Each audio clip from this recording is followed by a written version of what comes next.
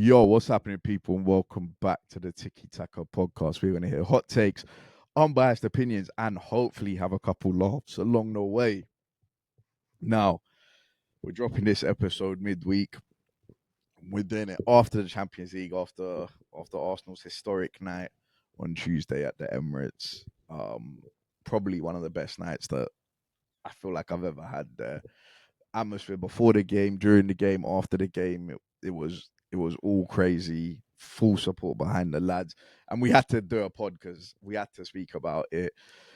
The last pod we did, we came on after we'd lost at Man City, and we were critical of Mikel Arteta and certain players, and it was literally about an hour of us just criticizing the team. So strap in because we can have an hour of praise. Yeah. For what the team have done, making history by sending Arsenal to only their second ever Champions League final. So we'll go through that. We can touch on the PSG Bayern game as well, and depending on how the time goes, potentially touch on some of the. There's been a lot going on. I think we do. It's about time we talk about Chelsea. Yeah. Liverpool setting records. Even Man United. Liverpool and Man United can kind of be combined. Yeah. Obviously, Liverpool are playing Chelsea this weekend, so it all kind of ties in. And there was, Tottenham De Zerbi showing what he can do. That was a massive win for them at Villa Park. It was a massive. I think that win will keep them up. Yeah. That's changed things because everyone had written that off as Villa going to win that, but yeah. But to be fair, we don't need to talk too much on Tottenham. There was one other team. For me, if there's one other team Man City. to speak about, is Forest. Man City, yeah, it's definitely worth speaking about because we're in the race with them. Yeah. That I know. Even you said to me on text that if that had been Arsenal on a Monday night at Hill Dickinson, the conversations that would have been had, and so I think we should speak about 100%, 100%. Forest are balling, but might be able to cover them in an MVPs. Gibbs White doing his thing. So look, we have to start. Yeah, go on. We have to start with Arsenal, and he's on the desk for a reason. He's been on the both of them, to be fair. I mean, one of them scored the goal, one of them basically kept. Yeah, it was like a goal in itself. Yeah. But the star boy, the hairline product, sent Arsenal to their first Champions League final for 20 years. Only the second one in their history. Last time Thierry Henry captained Arsenal, they were in a Champions League final that they lost to Barcelona. And like I said, it was an unbelievable night. But before we get into the Champions League final and what it means and kind of the emotions and the scenes from all the players and kind of being justified in, I don't know, Saliba potentially, everyone was saying going to Real Madrid, he's now going to play in the Champions League final for Arsenal. We could talk on the game, and the biggest point was Arteta's starting lineup. And obviously we didn't pod after Fulham, so can potentially reference that because he actually went with the exact same lineup he played against Fulham 3 days later, and Atletico Madrid had 11 different players from their league game. Yeah, I mean, so that is a bold call. It's a bold call. It's obviously not the call that I can't say that he really wanted to do, but like he had other plans. Bro, I was shocked. He had other plans. He didn't necessarily after the first leg, he wasn't thinking that sort of the Fulham team is what's going to start the second leg. But obviously the Fulham game, we played so well. We killed the game off in the first half. It's the first time a game's been done at halftime. I mean, how long have you been saying when can I have a comfortable game at the Emirates? That was Fulham. Yeah, and it's not just the performance, it's when the team needed it the most. We were in a rut, man. We were shit for weeks. We were awful for weeks, bro. It looked like creating a chance was the hardest thing in football for us. And to score 3 goals in the Fulham game and for Arteta to not fuck things up, that is, damn, man. It's like one of the first times in crunch time areas of the season where Arteta hasn't shot himself in the foot. Where he hasn't, you know that meme of the guy putting a fucking bar between his bike wheels? That's like one of the first times Arteta hasn't done that to himself in a season. And I'm really happy it worked out for him, and he does deserve praise and credit for trusting his gut. He said it was a gut decision, but it is a big call to make. He wants to get his guys, and he signs Mendy for X amount of money. He signed in Cappy for similar type of money, and these are the guys that Arteta has sort of made known to us are a part of his starting 11. because he trusts them and he's played them week on week on week on week, all the biggest games, all this kind of stuff. I was gonna say, do you think he picked that team against Fulham with the idea that on Tuesday Zubamendi, Hincapié, Yeah. I think for sure. I mean, would come in. There's not an Arsenal fan in the world that's not been calling for Zubamendi to get rest. Yeah, and Hincapié is just one of those things where we needed to score goals at Fulham, and he's not an attacking fullback, but I think it's one of those where if you can get even 60 minutes into Calle's legs and get him up to speed, then it's just another option to have off the bench. Adds more fluidity. Yeah, and there's a lot that obviously he brings to the team. So, I think obviously he was going to start those two. If we hadn't performed, if it was a typical Arsenal game at Fulham where we won 1-0 and it was just more of the same, then I think he would have changed it. But I think he saw us blow Fulham out the park and thought that, not that we could blow Atleti out the park, but there's a chance that we could get a goal in the first half, which we did, that would completely alter the tie. Because then we could go back to what we like to do, of just being sort of resolute and aggressive and making sure the chances are few and far between. So it's a big call, man. He deserves a lot of credit. It's a Champions League semi-final at home, and we've scored a goal. All of this, like, it's like, I don't know, it's both sort of, it's just really impressive. It's just really impressive for this team. Well, I mean, those players that he decided to keep in repaid the faith as well. Like, they did. We met up on last Friday before the Fulham game, and we had a pretty in-depth conversation about Lewis Skelly. I said he was in Zaire conversations. I said, I don't know why Arteta. Yeah. I mean, I said that the 2 Real Madrid games last year, that's not just a flash in the pan. That's an elite level talent. Yeah. But the issue this year has been, as much as it's been Arteta's use of Lewis Skelly, it's been that when Lewis Skelly has been used, he's not stayed ready or he's not been at the level needed. And Lewis Skelly might tell you, how can I get to the level when you just throw me in here and there and whatever. But I mean, you've just been thrown in at Fulham and you're at the top level. Yeah. So, but regardless, Lewis Skelly's come in and he took his chance brilliantly on Saturday. Played really well, and I think, like you say, credit to Mikel Arteta, because I was fully expecting Zubamendi to be in the team, and to stick with Lewis Skelly. I think the boost that kind of gives the crowd as well, the reception that Miles Lewis Skelly got when he came off the pitch is probably one of the best receptions I've ever seen an Arsenal player get. The way the whole stadium was singing his song. He repaid the faith. Calafiori repaid his faith. Ben White stepped up big time. Shout out Ben White. For a big performance, Champions League semi-final, after a tough couple games. Oh, yeah, fuck. Ben White, I was done with Ben White. Yeah. And again, I thought Mosquera was gonna start. Yeah, I mean, it would have made sense. Ben White was, besides Gyökeres, my most impressive performance of the night, because of the level that I had Ben White at. Like, I just really thought he was playing with an injury. He was done. That he, like, constantly saying that he should be on a vet minimum contract at the end of the bench. Like, it was just one of those. I can't tell you how the last sort of 6 days or so, maybe even less. Well, yeah, Saturday, Monday, and Tuesday have shifted everything. Like, I've literally shifted everything. Have shifted the whole narrative. I was just saying to you, like, all the prior mistakes made throughout the season are done. Like, I should come up on here and say how we've been saying how Skelly should have got more minutes, or Zubamendi should have rested. We've been saying how Mosquera should have got more minutes, Norgard, all of this kind of stuff. Yeah, like, all of that doesn't actually matter now. Yeah, despite of how I actually feel about Arteta's management or mismanagement of the squad and the budget allocated to us and all of this kind of stuff, who's starting, who's playing. I was so disappointed last week when it was Gyökeres, Noni and Martinelli starting a semi-final of the Champions League. All the money that we spent, everything that we've done this season, that's all we have to show for everything that we've done. So all of that stuff doesn't matter now. Because of the last 6 days, because of the last 3 games that have been played, we're in a situation where, depending on how Arteta manages the squad from here on out, can define everything for him. it can be looked back upon as all of these were great decisions. Playing Zubimendi for as many minutes. If he was playing Zubimendi just so he could get Skelly ready for the run-in, calm.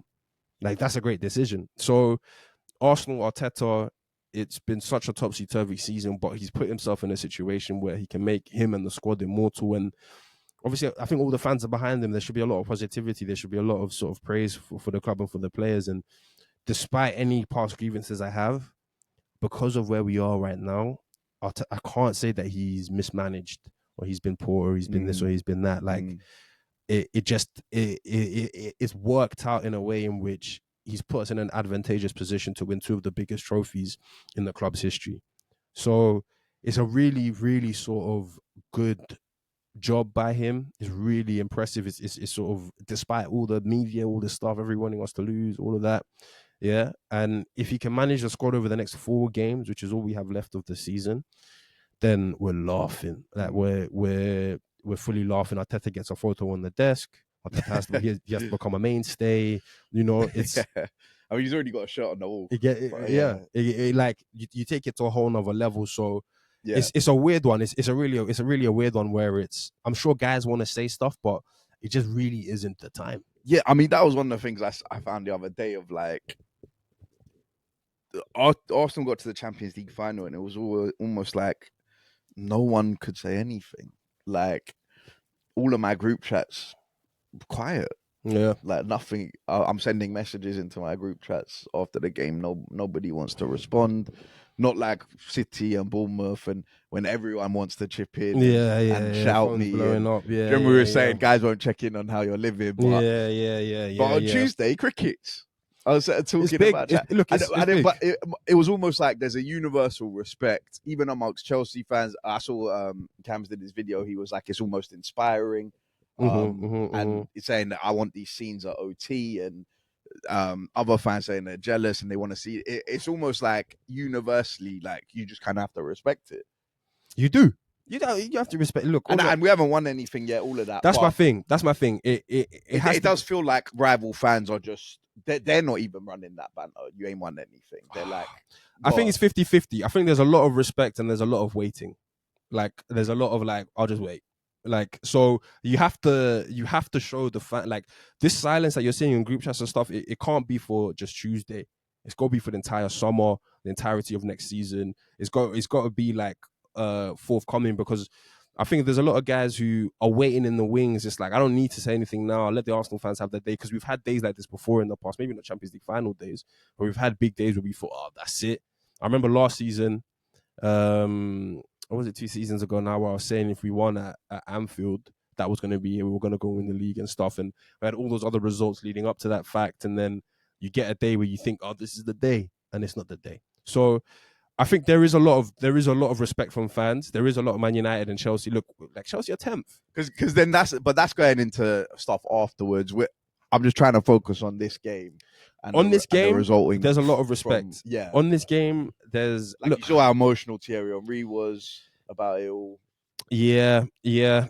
It's a massive achievement. It's a massive achievement for any club. And as I say, I want to stop the, like, almost little bro persona around Arsenal, as much as it might be true to some respect. Like, it's a massive achievement for any club. It's not just a massive achievement for Arsenal. I mean, do you see some of the over celebration stuff? And people are quoting videos of PSG. Yeah, it's a massive achievement for any club. Like, every club would celebrate this. Every club is dying to get to the Champions League final. I mean, like, football players, they're already in the minority if you get to play in one Champions League final. Yeah, I don't know what the percentage might be, but it might be 1 or 2% of football players get to play in a Champions League final. Professional football players get to play in a Champions League final. So for anybody to get there, as a player, like they've all been saying, this is what you dream of. It does. Literally, you can substitute Arsenal with any of the 32 teams that started the Champions League tournament. Whoever it was that was going to win that semi-final, tears on the pitch. Yeah. My family, I'm happy. My mom's here. Whatever it is, that was always what it was going to be.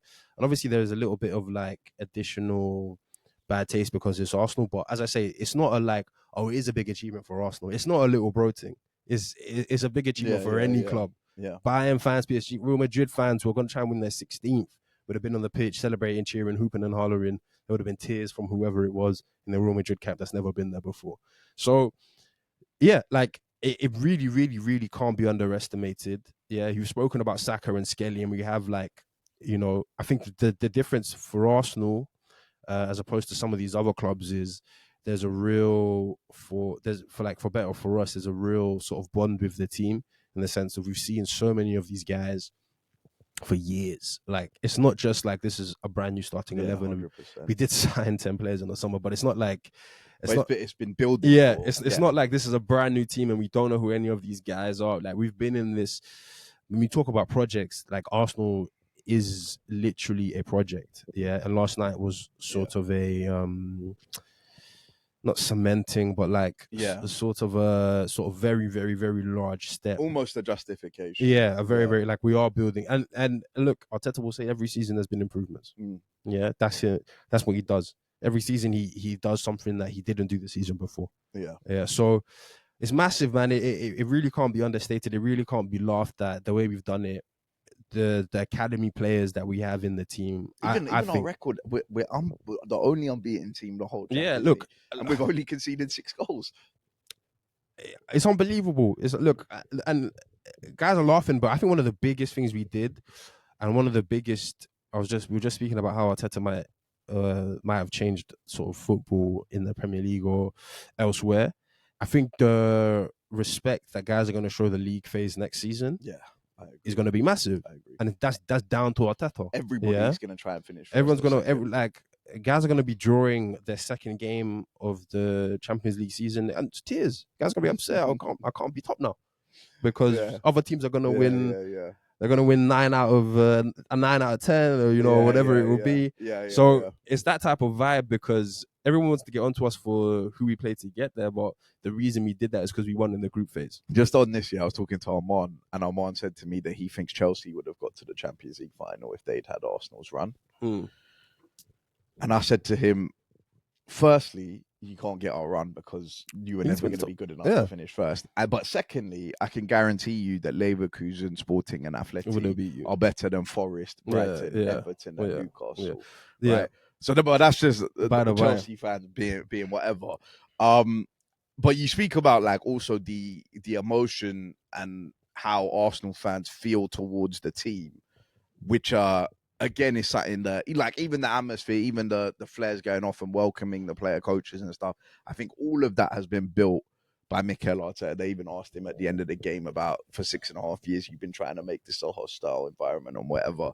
And he's like, that box is ticked. But in terms of the players on the pitch, there are a couple of them I want to talk about. We kind of mentioned Miles Lewis Skelly. Again, hairline product out there in the Champions League semi-final, thrown in kind of from the cold, and to drop the performance he did, I thought was outstanding. But that emotion is also built because it's not a £70 million signing that sent us to the Champions League final. Look, it's not a £90 million striker that we've had to go and buy that sent us to the Champions League final. It's the hairline product, the star boy. That and that level of emotion with the team, with the players, I feel like is also kind of what you're mentioning. No, 100%. It means more when he comes to the academy. But I, for some reason, it's not just a monetary thing as much as I'm just saying that as an example. As much as that is a massive factor into it, it's just like it could have been Trossard. I saw PSG's president talking about it the other day, yesterday with Zaire Emery, and how he was like, "Look, we're searching for the new Steven Gerrard.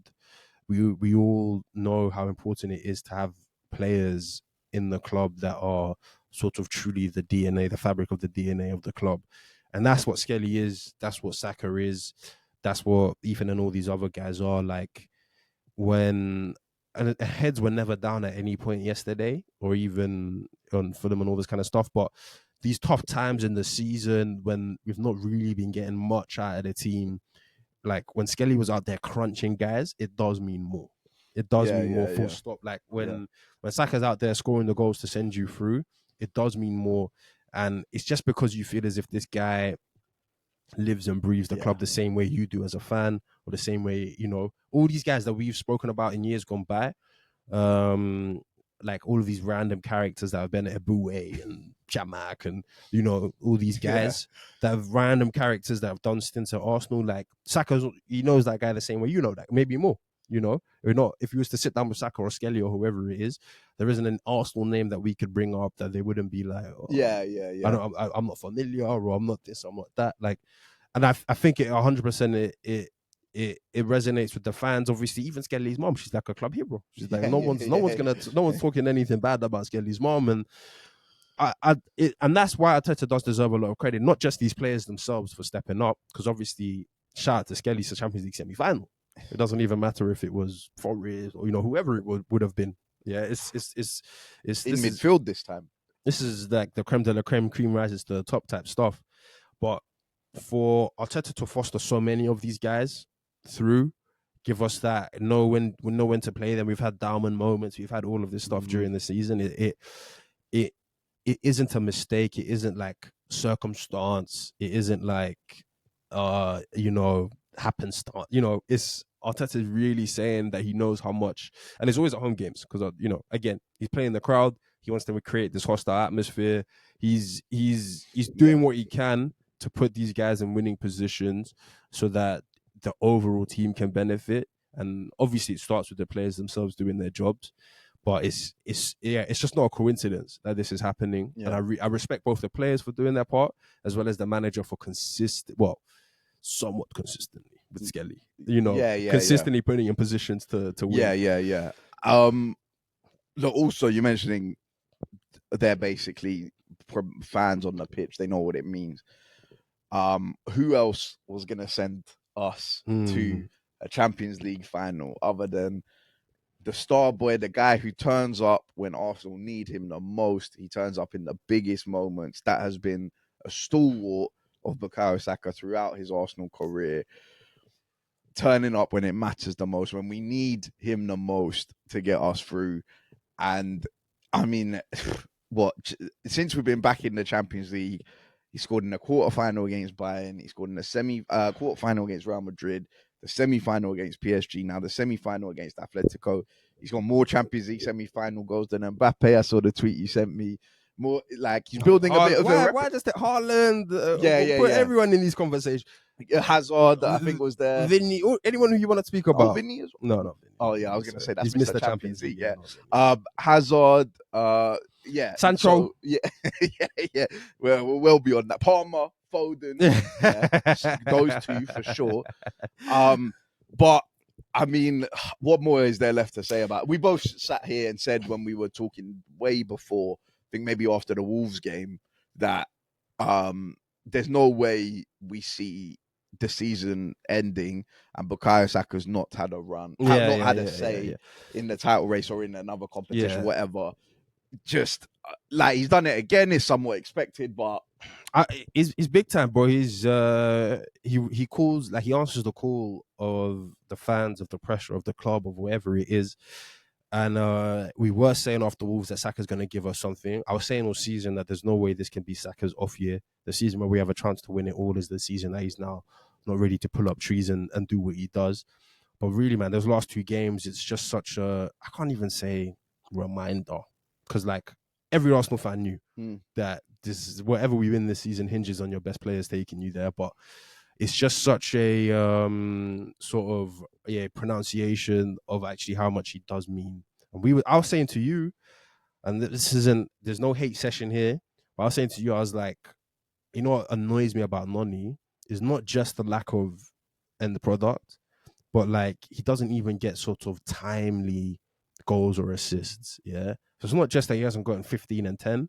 It's just that, like, of the 3 and 2 that he has, none of them are like, and Saka comes back and it's Fulham and he's going to make it 2-0 right before half-time. After getting the assist for the first goal. Right before half-time, when I'm wondering, we've been good and this is a good half and I'm enjoying this, but it's just going to be another one of those games where you create a lot and don't really, no, this game is done. I'm going to score right before half-time. This is over. Yeah. Same thing in the Champions League. It's like, it's not just, this could have been Saka's only goal in the Champions League. I wouldn't have cared. Yeah. But it's just so epitomizes Saka and what he means to us that he's going to get this goal and it's going to be in the 41st minute or 40, whatever it is. Yeah. And we're going to have 3, 4, 5 minutes to get to halftime and rejig, get the game plan right, go out in the second half. It's not just that he's our best player. It's not just that he's obviously our bags man and he makes things go for us, but it's like, I just can't underestimate or ever speak down or highly enough of the it's not just big goals and big games. It's like when he gets these goals, bro, it's completely mood altering, completely mood shifting. And not just for the players on the pitch, 60,000 people in the stands, everybody at home. It's just so big time. It's just so big time. And he's come for an academy. You've not paid a single cent for him. It's just a different feeling. Yeah. It's just so big time. Like, I really can't underestimate. As I said, it's not a non-hate session. It's just one of these things where it's like, well, that's the difference. Yeah. The difference is not just that he's scoring goals and assisting goals. He's getting them crunch time when we need them the most. This is going to change the trajectory of this game. Yeah. They're game deciding stuff. And I just can't ever turn my nose up to that, look down on that. And obviously, he's a star boy. We love him, all that kind of stuff. But in terms of what I've really, really appreciated from Saka in the last 2 weeks, is that, man. And he's doing this all the stuff. Minutes restrictions. He's got 60 minutes in his legs, bro. He's coming out. He's giving us 30, 10, and 5. Like, bro, in an hour's worth of football. Did you see what Henry was saying, that he's almost not fit at all? Yeah, like, I've been seeing that. And I like Saka playing it down, because and Saka came out and said that I don't want anyone to feel sorry for me. Yeah. I get Henry trying to play not both sides, but like tell the truth. And it's an inspiring story regardless, and it's like, you know, all this kind of stuff. But with 4 games away from winning a lot of stuff, sports, I don't want my best player telling me, my hamstrings are cooked and my ankles are tough. And so we saw Aaron Gordon go out there with a grade 3 hamstring. Exactly. Right. But just in the sense of, like, even so, we know, like, he's giving us everything. He's probably out there, the 45 against Fulham and the 60 against Atletico, playing through a fair bit of pain. Yeah. Now, agreed. Like we say, Aaron Gordon, grade 3 hamstring, playoffs. It's playoff time. You got to get out there. You got to do what needs to be done. But still, credit to him. Like, no, 100%. Look, I don't think there's going to be an Arsenal fan in the world that doesn't sort of want to give Saka as much credit as possible. And I'm giving him more credit for playing it down, because we know he's injured. Yeah, agreed. We know he's unfit. We know he's not like Matt Sharp and at the level and had a full season behind his belt. So it says it all, man. It says it all to come. But he's saying himself, once I step on that pitch, I'm open to criticism there. And obviously it's just facts, but I think that's a lot of, as well as of Arteta coaching, like, not just obviously what he does on the pitch, but who he needs Saka to be mentally. Like, he's been telling Saka, you can't complain about fouls. He's been telling Saka, if you want to be the best in the world, you play 3 times a week and at this level every week. So he's been coaching this guy. He's not telling us to Martinelli. He's been coaching this guy to be not just physically our best player, but mentally our most robust, most sturdy, most reassured player, because it's a confidence game, and he's telling Saka, like, this is what's going to come with it. And I just really respect and appreciate how Saka's gone about it, man. Yeah. So anyway, moving away from Bukayo Saka to, obviously, like we said, he sent Arsenal to the Champions League final. 1 game away from real history at a football club. Out of the other players, obviously, we kind of mentioned Gabriel in the tackle, Declan Rice doing what Declan Rice does. I think I've lost count. It's probably almost every pod we come on here. Declan Rice monster class. But Victor Gyökeres, I want to say I've been harsh on Gyökeres. No, about as harsh as Michael's been on Ben White with the vet contract. Yeah. That's true. That's true. But only one person will be here next season between the two of them. No, what? After that semi-final performance? What's coming up? Everton. Bro, he's just dropped that in a semi-final. 2 legs, bro. He played away as well. Arteta's not getting rid of that, man. He scored. Gyökeres ain't going anywhere. But I think he... Yeah. But, I mean, even so, we both agreed that what Gyökeres was giving us, this is before the Fulham game, was not okay. And the Gyökeres I've seen, I don't know how you feel, maybe other Arsenal fans, but the Gyökeres I've seen in the Fulham game and the Atletico game the other day is not the Gyökeres I've seen for the rest of the season. I wholeheartedly agree. I wasn't as harsh on Gyökeres, but he wasn't, like, amazing. Yeah. But I just think it's this thing now where I'm always going to probably be less critical on our top goal scorer. Like, yeah. Like, as much as they will have their deficiencies, because it's been Havertz and it's been Saka and it's been all these guys in the past, as much as they have their deficiencies, it's even been Martinelli for certain seasons. There's other people to get onto. There's other people to get onto. But to your point, the last 2 games have been different, and you know they have guys are probably going to be confused as well, because I haven't actually been harsh on Gyökeres on the pod. Yeah. He's putting him a lot of trade packages, guys. He's putting Gyökeres in a lot of trade packages. Or Julian, package him up, and this person. I'm and ready. Person. I'm ready. But I think we're kind of doing him a disservice, because it's not really just been these last 2 games. It's been since Jan. No. Since the last 2 games have been different from even the level that he's shown since Jan. Like, he's obviously raised it even more. But if I'm really being honest with it, like, he's done the Havertz type thing. Like, since Jan, he's been scoring like once in every 2 or 3 games. Yeah. And every other performance has been decent. We had that in April. Everybody was shit. Everyone was shit in April. Yeah. But outside of that, he was scoring into Milan, Chelsea, all those other games. He was chipping in. He was getting the reason he's got to 21. He probably had 7 before Jan. He's probably got like 13 or 14 in the last 4 or 5 months. So he's been stepping up incrementally. He's taken Sweden to the World Cup, scored a winning goal in that game, scored hat-tricks in the prior games before in the knockout rounds. So just Gyökeres himself has improved his overall play or goal-scoring ability in the last couple of months. I think those 2 things are different. I think they lead into one another. I think his goal-scoring has improved, like you say, from January. Because the stats from January onwards, he's up there with anyone. Harry Kane. Yeah. So goal scoring, but overall game. Bro, I'm not. I haven't seen him run channels. No. I saw him run channels. I'm getting to that. So his overall game his goal scoring / what I'd say his overall game has improved. Because the first 6 months, if he was to go back and watch the tapes, I think we'd say we have to get rid of this guy. Yeah, but. The first 6 months, we were actually pretty high on him. No. But now I'm like, now I know what the levels are. This is crazy. Yeah. But Fulham and obviously the semi-final the other day is, for me, and maybe a couple of games before that actually, it shows who's been in title races and who hasn't. Like, that's really what it shows to me. And when I'm looking at Gyökeres run and try and hold up the ball and just basically do whatever it takes, to get this over the line. It's like I'm looking at a guy like, oh yeah, he's done this before though. Even though it's not he's never won the Premier League, he's never won the Champions League, Portuguese league is not even a top 5 league, whatever it is. It's just quite evident to me. It's not phasing. And he's bringing the same sort of aggression and anger, whatever it is, every game, intensity. More. But the last 2 games, he's bring. This is what it's gonna take. I need to bring it. Levels. I need to bring it. This is what it's gonna take. Those channels, I'm running those channels. I don't care, ball's coming, ball's not coming, wherever it is.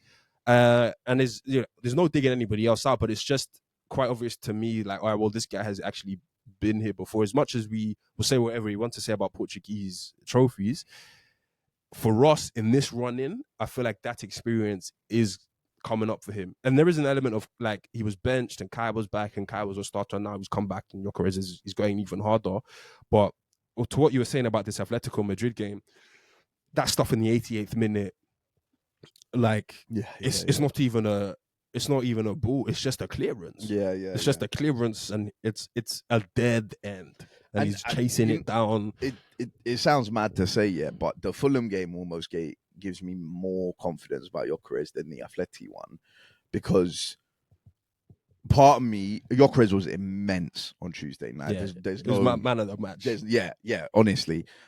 There's no getting away from it. I think probably him or Ben White. I think of the 2 guys you mentioned. You said Ben White was after Gyökeres, only because I've actually seen Ben White at that level before. I've never actually seen Gyökeres. Saka, to be fair, obviously, sent us through. But Gyökeres was immense. I think Arteta called for beast mode, and he seemed to have got that from Gyökeres. There's nothing I can take away from what he did on Tuesday. He did everything he needed to do. He won fouls. The crowd generate every time Gyökeres was getting his body. The crowd were like encouraging him. All of that. Yeah. But I did, like, 24 hours later say, like, Aman was messaging me Because bro, he looked like Didier Drogba on Tuesday. Your Carez, yeah, honestly, yeah. Like Omar messaged me and he was like, "Yo, your Carez." Almost like he's done a U-turn on him. Like Skelly effect. he's like Havertz. He's like he said to me, "I don't think Havertz can do that." And I was like, "Yeah, look, I hear it. Yeah, because even when Havertz, it doesn't look like that." No, Havertz has he ever left the game with 2 goals and an assist? No, we're talking Atleti. Oh, sorry. Yeah. But I was like, it doesn't look like that. Victor Gyökeres looks like he's a monster. Yeah. I'm gonna get and Havertz is more of a bit more. I'll bring it down. I'll bring you out here. It literally looked like no centre back from Atleti could handle. But I did say I was like, but it is Lenormand and Hanko, yeah, who I don't know, man. They're not great. They're not the best, but they're one of those like. I mean, guys are calling him Hako. Hako is. My only thing is, but in terms of they're good centre backs, yeah. But they're centre backs that Gyökeres can get his game off. Yes. But that's what I'm saying. The Fulham game actually impressed me a bit more because Bassi and Anderson are no fucking jokes. Like we're on this pod talking about Bassi and Anderson quite a bit. I think Bassi made on his day top 10 centre backs. I think Joachim Anderson made a couple of people's lists. So that one impressed me more because I'm like, well, damn, okay. And so then it's not like he's done it to Lenormand and he won't do it to anyone else. But the Fulham game really, and then but the levels is just. It's funny because from where I was saying like Gyökeres is a good player, but I don't think he's good enough to win us the league. And ultimately, in 3 weeks, we'll find out the answer to that. And I could be wrong. Hopefully, I am wrong. But 7 days. Well, yeah, but I don't know. Burnley at home, I think is. I said we'll fuck up one more time at home. If it's not Newcastle, it'll be Fulham. If it's not Fulham, it'll be Burnley. So we still need to wait and see. I think just getting past the West Ham game doesn't mean it's done quite yet. But we'll find out because I think even Palace on the last day, South London's red. No. Palace is tricky. Can stick up. And Palace fans will be desperate to stop us winning the league. I'm not sure about Brentford. We'll get into it later. But yeah, I think what I've seen in the last 2 games, it has almost changed that because it's like even in the Atletico game, it just would have been rounded off perfectly if he'd scored that chance. I still think that's a really tough chance. I feel like guys are underestimating that chance. I don't think it's like. I think Victor Gyökeres will. I mean, you saw his face. He should be a top striker. You saw his face after the chance. I think he'll come into the changing room. He'll wake up the next morning and he'll be furious with himself. But he should do that because he's a striker. He's a goal scorer. Yeah. So I'm going to you put the expectation on yourself. I'll put the expectation on you as well to score that. And we've said all year that Havertz and Gyökeres aren't judged by the same standards. Now Havertz will miss that chance, and it will be like I expect Havertz. I wouldn't bat an eyelid. I understand the conversation around that chance because he should score at least at bare minimum, get it on target. I still just think it's not an easy chance, and it's almost too good a ball from Hincapi. But I think Gyökeres will tell you, I'm probably not going to get many better chances. No, not the way Arsenal attack. No way. You know what I'm saying? Yeah. So I'm not here to say that he shouldn't have scored or that it's like whatever, but I just don't think it was like how was he missed type vibe. I feel like those are ones you can easily get wrong. Like if I was to take a still I feel screenshot, like that's Havertz. No. How's I've never asked how has Havertz missed. I've never asked that. No, but as in like Havertz misses and it's like not sort of how has he missed, but it's like that expectation. Like even if Mbappe misses that chance, yeah, I'm like, how's he missed? Yeah, but I'm like, that's a good chance. Mbappe should score that, but I'm not. How has he missed? Because he was like 6 feet in the air when he was trying to connect with that ball. Yeah, and there's a lot of pace on the ball. He was like sick back, like that ball. I'm not saying it's easy. That ball maybe should be a header. Like I don't know. I don't know why. I don't know how. No, it's a brilliant ball. It's a brilliant ball. It's brilliant first time. That's why it's a brilliant ball. Yeah, and a top striker for sure. Whoever. Yeah, one of those guys, they just get on to nestles in, whatever. But even if you don't think Gyökeres is a top striker, I think Gyökeres can score that chance. I think Gyökeres can score that chance. But I just think it's one of those chances that's like, it looks easier. And this is Bale, and this is like shooting him, whatever, maybe because of how well he performed. And we've won the game. And we won the game. Yeah. I just think it's one of those where it's like. Yeah. Like. No, look, I'm not saying that, like you say, it's bouncing. There's a lot of speed on the pass. He's got to direct it.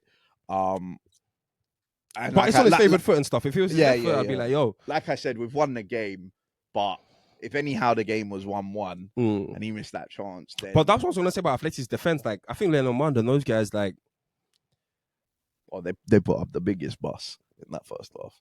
I think but like they kept Barca an all-time goal scoring team, to a certain amount of goals. Shout out Kubasi, by the way, because I don't know if we'd be in this Champions League final. We if wouldn't. It wasn't for you. So I just feel like it's not the best Athletic, it's not the Godins and those guys that we've seen before. But I do think it's one of those teams where if they had kept a clean sheet at the Emirates, they would have got the laudits for being a great defensive team. There would have been numbers and statistics thrown around, and actually in the big games, Atleti only concede 2 or 3.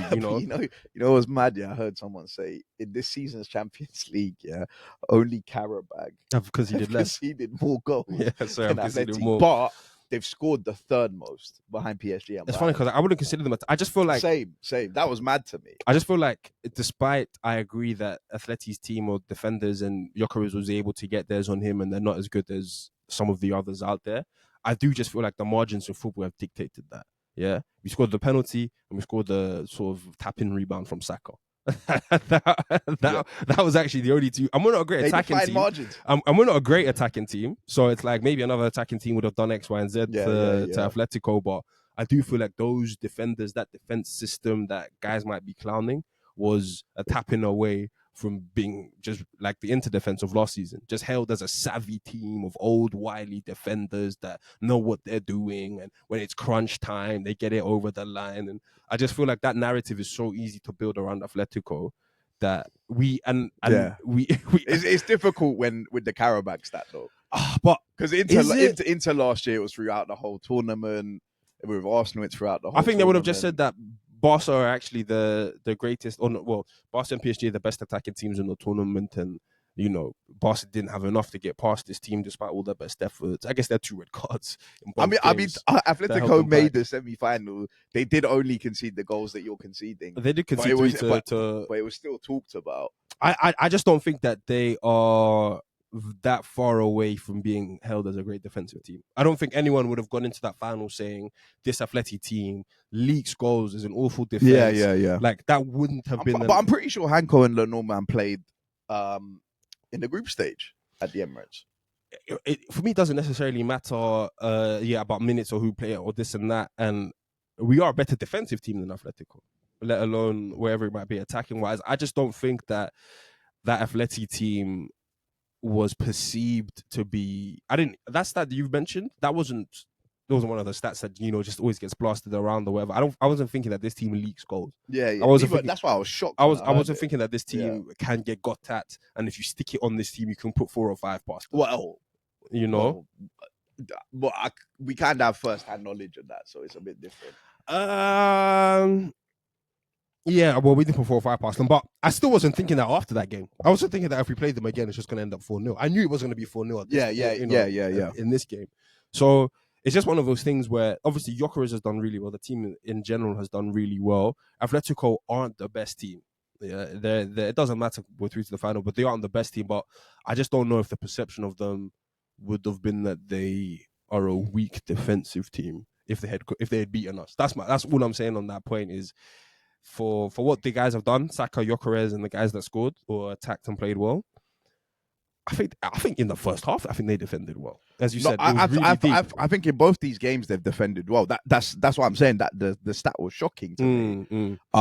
Because I think the first game, like you say, it was a penalty. And outside of that, we didn't really. I'm trying to think of like massive saves that Oblak made. And in this one, it was the Gyökeres chance and the Saka goal, and that was about it. So, look, Arsenal made the Champions League final. Players turned up, manager turned up, got it right on the day. Simeone sent back in, trying to fight Berto at the end of the game. I mean, I just really need Arsenal to win a trophy because I saw how the credit Simeone was given, the leeway he was given for his actions. And I'm not a Simeone hater. I really don't mind. You mean what, like actions on the touchline? On the touchline, some of the stuff that he said in the post matches and stuff, all of that kind of stuff, yeah. Because he's won 2 league trophies. Jurgen Klopp used to get so much leeway. Because he's won 2 league trophies and the Copa del Rey and all this kind of stuff, and like everyone is just saying that those are attributes of a winner. Yeah. Yeah. I can accept that because I've said on this pod many times, big stars deserve big treatment and X, Y, and Z. So I get that, yeah. But I really don't think there's a difference, that much of a difference. And I think Arteta's maybe even less of an asshole than Simeone is. Yeah, slightly. Yeah. But it's just because Arteta hasn't won anything that like, or Yeah. won the big stuff that like we can quote unquote get clowned by. He's a wannabe this, wannabe that. Yeah. ESPN or whoever it might be talking about his antics. Like I really look at these two managers as very similar. Arteta's going to get animated on the touchline. He's going to say some stuff in post match conferences that will either be corny or legendary, depending on if you've won trophies. And as soon as Arteta gets those trophies, everything that he's doing right now, clapping, telling guys this, telling guys that, the little water break coaching sessions that people hate, all that stuff, is just going to be, well, this is the margins and this is how he gets the best out of his team. And that was one of the biggest things that I was taking away from this Champions League tie was like, Arteta and Simeone are doing the same stuff. And maybe it's just because I'm an Arsenal fan and I'm biased, but it feels like Arteta is like killed for doing the exact same shit that Simeone would have done. Yeah. And like you say, that is because he's won. And I hear it. So that's why we need to win so that everyone can say, well, these are just attributes of a winner. Yeah, facts. Look, the other semi-final happened last night. Bayern PSG in the Allianz. 1-1 the final score. Typical Harry Kane, true Harry Kane fashion, scoring at the end. Yeah. And it doesn't really matter anymore. I mean, yeah, PSG, they did the same thing to us last year in the semi-final. They pricked the atmosphere 4 minutes into the game, 3 minutes into the game with an early goal from Dembele, and the Allianz just falls a bit flat. Did the same thing at the Emirates last year. Superb goal, 1-2 from Kvaratskhelia, and Fabian Ruiz takes like 7 players out of the game. Yeah.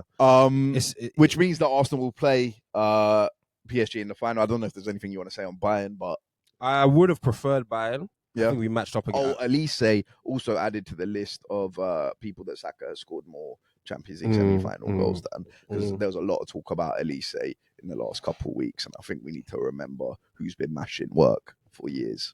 I just think that we would have matched up against Bayern better, and Company isn't a smarter manager as Arteta or Enrique, so we would have been able to have the edge on them managerially. I think Bayern played well this season. I think they were a good team. I think they can sort of feel hard done by, but comfortably just exit this tournament as a really good team. No one's going to be saying, let's play Bayern Munich next season. Beaten by the best team. Yeah, no one's going to say all of that kind of stuff. So it's just unlucky for Bayern. As you say, you came up against a good team and you lost. And that stuff about the PSG goal, that's the managerial edge. Like, Enrique knows that. Maybe it's the players as well. Obviously, it is the players, but Enrique knows that Company's going to go man for man. And that's obviously the game plan coming out. And within seconds, minutes, you've got bursts of space, players running off the ball. Like, Enrique's told guys, keep it moving, run off the ball, make these, not specifically make this direct, but make these runs, just running behind, someone will find you. And then after that, it's like, well, our game plan's out the window. I can't go man for man anymore. Yeah.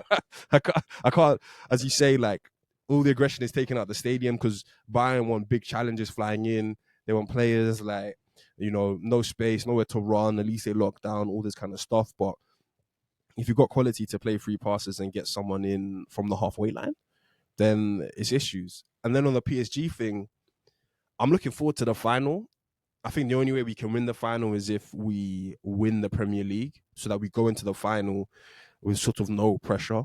Like if we win the Premier League and we already have our trophy and I get to see Declan Rice and it could be Jokeris, it could be Havertz, it could be whoever, yeah.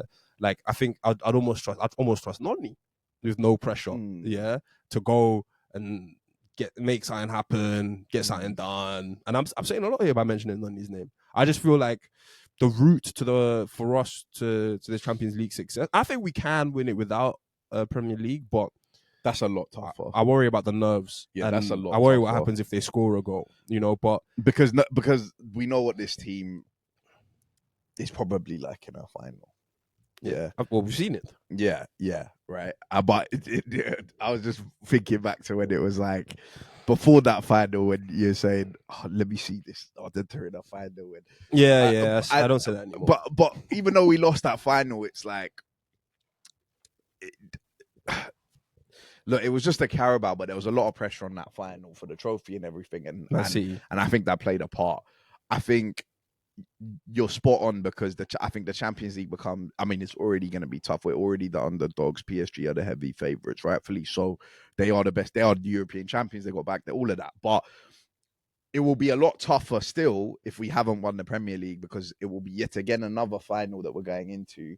Everything, literally, Arteta, the squad, the narratives around all of you. I think that is so much to deal with. If Arsenal won that Champions League final, it'd be the most shocking thing. Even more shocking than being Real Madrid last year. But if we win the Premier League, like you say, I think going in there with no pressure, showed like a big sigh of relief. Almost like, look, it's a Champions League final. Arsenal might not get back there for another 20 years. So it's not, we can't say, we can lose this one and whatever. But if you lose it, you at least go into the game knowing, well, we're Premier League champions. Yeah. No matter what, at the end of this game, we're Premier League champions. I really think that, and I know we're not necessarily speaking about the Premier League yet, but I really think that is as big a mental shift as making it to the Champions League final. Like, well, hang on, because we can touch on this when we speak on City. Let's finish this off. PSG, then in the final. Thoughts on that? Yeah, it's just obviously going to be a tough game. It's just obviously going to be a game. I think it's a game as well, even with the no pressure of stuff, that we can really maybe only win 1-0. Like that's I was going to say, how do you see? Like that's really, I see us being defensively resolute, plus PSG having a quote unquote off day. Raya great saves, but a 1-0, you think? Like Sitter missed, and I think the goal will stop PSG scoring. Because I worry that if they score, like what that does to us, we can't score two. Yeah, and not even just that because we might be able to, but just like those 5 minutes after they score, 10 minutes after, I really worry about those. 10 minutes, especially if they score and we haven't given away a penalty or got a red card. But keeping. I think they'll score in it. But that's the thing is now it's like we've only conceded 6 goals. We've only done this. We're a great defensive team. They're a great attacking team. Like, it's going to take a lot. There has to be some luck to win the Champions League, and the luck on our side will be keeping a clean sheet, because for us to keep a clean sheet, they've missed chances. Raya's made great saves. We've had Gabriel and Saliba great blocks. All of that stuff has to come into it, and then we have to nick one, not even necessarily at the death. But like, I think if we had a 1-goal lead with 15 minutes to go, 20 minutes to go, 77 on the clock, I think we can see the epitome of all of this resolute defensive work that we've done for 15 minutes. Like, Gabriel gets his head on everything. Raya come out cross claim, hold up play from Saka, whoever it is. But obviously, this is like fantasy fairy tale stuff. I personally just believe it will have to be a 1-0, and the only other scoreline I could stretch to is, apart from a 1-1 win on penalties, is 2-1 win. And the 2-1 win, I can't tell you. They got 2-0 up. I can't even see. I can't even see that. I can't even tell you. I don't know how we get to 2-1 any other way other than going 2-0 up. I don't even think, outside of Saka, I can name someone. And Havertz has history. I can't, outside of Saka, I can't name someone else that I'm thinking, yes, you're and it could be anybody. The set piece. We need the set piece on PSG. We need the set piece. Marino, Gabriel, whoever it needs to be. You've been big on the Marino Champions League final goal. I want to wait a little bit more, because I know they've been saying stuff. I know they've been saying a lot of stuff, but I want to see footage, not even like just training ground stuff. But even with we said Gabriel final goal. That, we've not scored a corner for a fucking lot. It's been a while. Yeah, like a direct corner. But look, the last thing I was going to say on this is that I do think that these two teams are almost like rightfully the two teams playing in the final. I think it makes sense for the Champions League and how it's been this season that it's Arsenal and PSG. PSG have obviously looked like the best team in Europe. They've taken down Chelsea, Liverpool, Real Madrid, Bayern. Chelsea, Liverpool, Bayern. They'll have to go to the final. Arsenal, as you said, unbeaten. They've only conceded 6 goals, finished top of the group stage. Still haven't we haven't conceded at the Emirates, I don't think, in a knockout stage. In a knockout stage, yeah. This season. So I think these are the Even two last teams season. that should be in this Champions League final. They probably are the two best teams. And it's going to be interesting, man. It's one of those Champions League finals that it's the best attack against the best defense. I don't think it'll be a cakewalk. I think it really will be a competitive game. And I think we really do have a chance depending on whether we win the Premier League. So I agree with your point. We're the two best teams in Europe for now so far, as it's been played out throughout the season. And I do think that we will surprise a few people. I think like there's a lot of neutrals and haters that are sort of thinking that it's going to be a repeat of last season where PSG can find themselves sort of 3-0 up or 4-0 up. I don't think there'll be a stage where PSG are 4-0 up in the Champions League final. Yeah, that would be, I think we... I mean, surely they can't do that in back-to-back finals. No, they have the quality. I just don't think that... I think this Arsenal team are going to bring it, is really what I'm trying to say. But then it's like, I mean, do you remember all the talk about Inter's defense last year? Yeah, I minced them. That's what I said. I know they've got the quality to do it. Like, I'm not doubting so that. It could happen. It could happen, yeah. I thought you were saying it can't happen. Well, I don't think it will happen because I think Arsenal are going to bring it. Yeah. Like, I think Arsenal are really going to bring it. And I think Arteta's game plan is really going to be about containment and keeping it as evenly killed so that penalties and red cards and set pieces can be the one to change the game. Yeah, I don't necessarily think we're actually relying on our quality to change the game. I think we're relying on penalties, set pieces, red cards, like a slip from a defender. And the rest of the game plan from Arteta is going to be to keep the game state as like neutral as possible. And I think it might not be a great watch for a lot of guys, but I don't think it's going to be a 4-0 or 3-0. I think at most a team will score 2 goals in the game. Yeah. I think that's fair. Look, 30th of May, Champions League final, Budapest. Thank you, Bukayo Saka. Thank you, Mikel Arteta. The Arsenal fans will be out there in full voice for a chance to make history. So, look, let's touch on some of the Premier League stuff. Now, we'll go to Man City because we kind of mentioned them, and you were going to make a point about winning the Premier League. And they played at Everton on Monday night. David Moyes, they're saying he had to regulate for Arteta. Obviously, Man City went 1-0 up. After Man City went 1-0 up, I stopped watching. I knew it went to 1-1, and then I didn't check again until the 95th minute, and I saw it was 3-2 Everton. So Doku scored a late goal, so Man City did pick up a point in the end. Not that I think it matters too much. I've said this before about some of our games, like forget 1 point, 0 points, just go for 3. Like, whatever difference it makes. But I think it makes a massive difference, though. I really do. Like, I thought if they had lost, I thought it was done.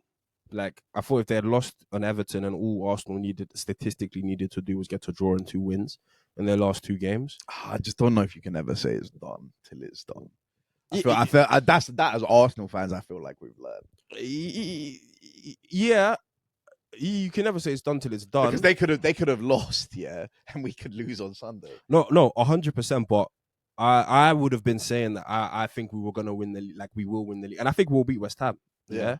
But I would have been so confident in us winning the league if Man City had lost, with 3 games to go and still have Brentford and Bournemouth and all those other guys to play, where all Arsenal needed to do was not lose to West Ham. Obviously beat Burnley at home. And then I think, honestly, at that point, by the final day, it could have been a situation where a draw would have been good enough to get us over the line. Yeah, obviously, and these are a lot of ifs, ands, and buts, but I do think that 1 point, it does still put pressure on us. And ultimately, City have to win their game against Brentford, which I'm... What, more pressure than there was before? Like, not more pressure than there was before, but I don't think the pressure is sort of released. I think there is as much pressure as there was before, as opposed to having a loss, where I feel like there would have not been like a massive drop-off because you still have to win your games, but I would have felt that there would have been I think a lot of people are expecting us to draw at West Ham. And that means it's right back to where we were a week ago, 7 days ago. So I think that's what the point is, because a draw to West Ham, if City had lost to Everton, wouldn't have put us right back to where we were we would have still had a points differential, a gap differential, and there would have been no talk about goal difference and goals scored and all this kind of stuff. So it's big. It's twofold. This Everton game it's a massive fuck up from City.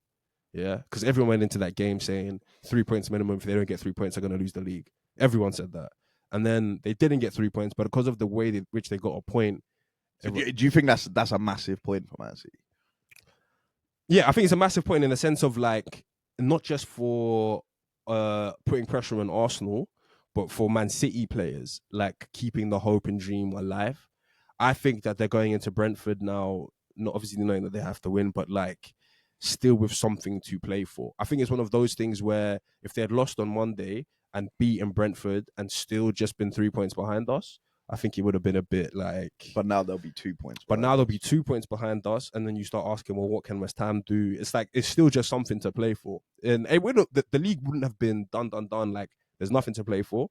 But I still think that Haaland, Bernardo Silva, all these guys, Rodri's out, but all these guys that are mentality monsters and whatever it is, you've given them a nook and a cranny and stuff to still try and dig out a title charge. And it's in Arsenal hands. The thing is, I think the pressure, regardless of a draw or a loss, on Arsenal is the same.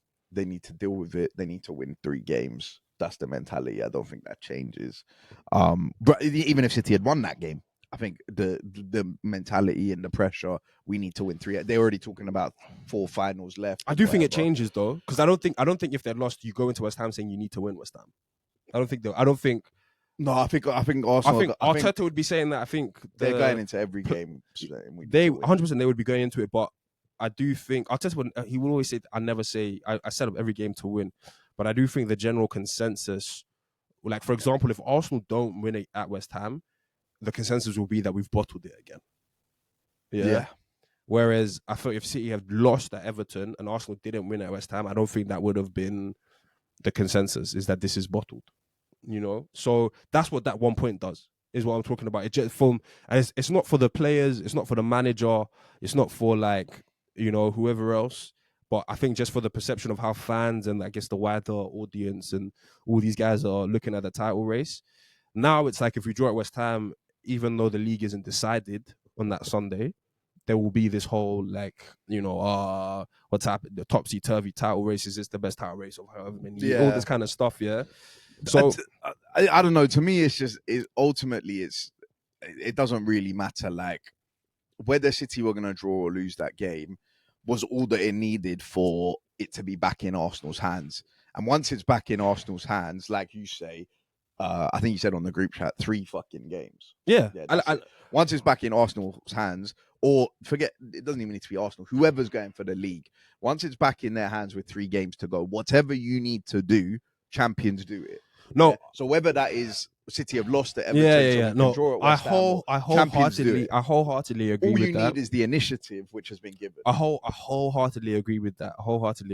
And I think for a lot of guys, like when the full-time whistle went, I wasn't upset that City had drawn the game. Yeah. My brother was distraught. He was saying that's they've won. I get it how guys were feeling, because it was a weird feeling when the game ended. Like it was 10 minutes to go. It would have been nice to be able to go to West Ham and get a draw. It would have been nice. It would have been nice. But it was 10 minutes to go and Everton are 3-1 up. Yeah. And we're thinking that this is wraps, that this is curtains, this is a massive shake-up. So for City to claw it back, which was what I was saying, is I do give them credit for, despite the initial fuck-up, I do give them credit for. It isn't, I wasn't upset that City had drawn the game, because a draw was good enough. I would have taken a draw before the game. Yeah. And I agree with your point that champions do what champions need to do to win the final game.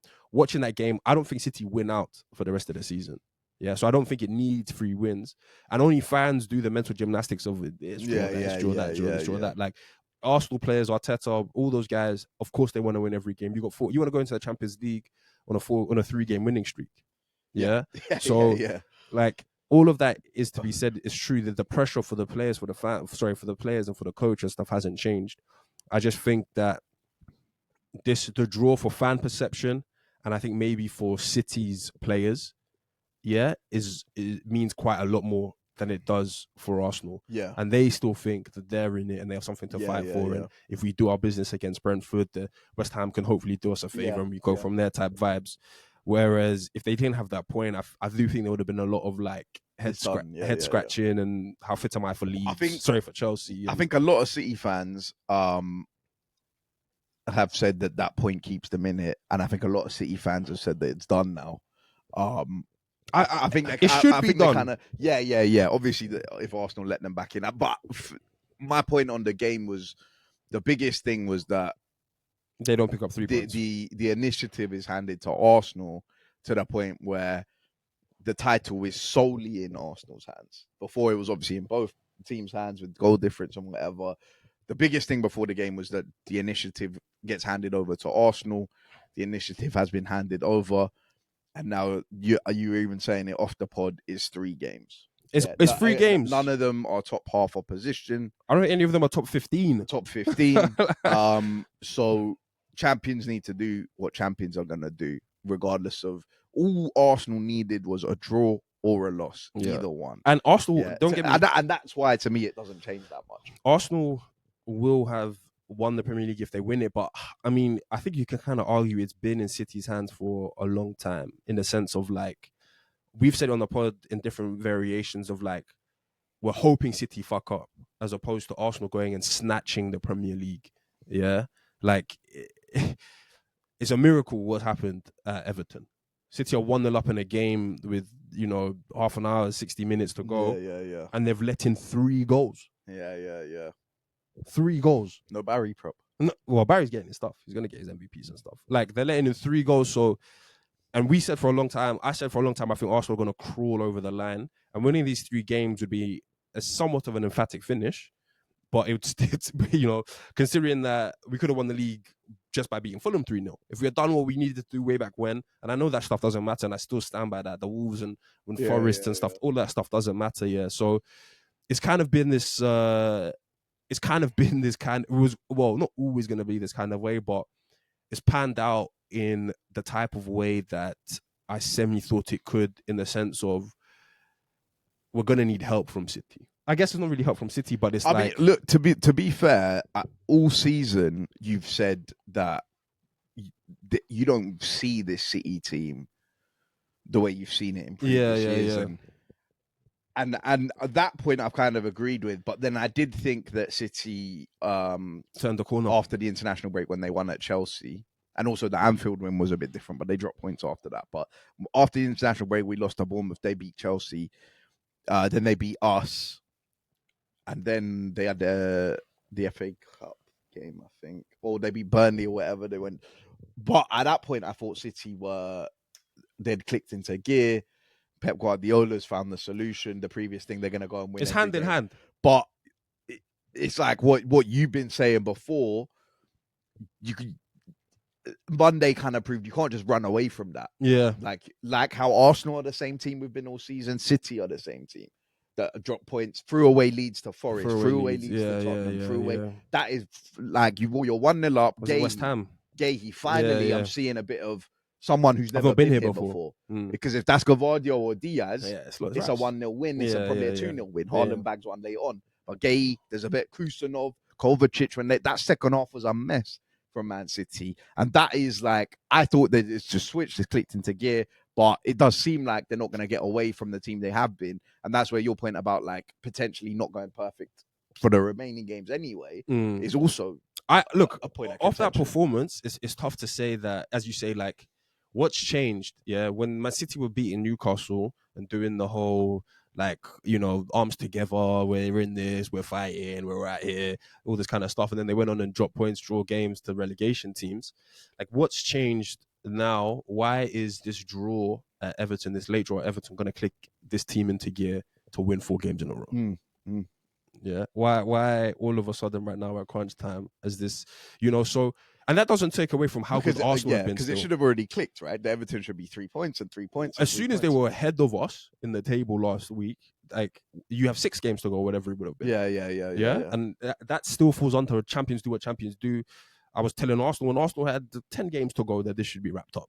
Yeah, because champions do what champions do. And, so Arsenal have still been very consistent. Arsenal have still been a very good team. Arsenal have still been very deserving, potential deserving champions. Maybe deserving is not the right word, but like we've played as good as anybody has been throughout the season.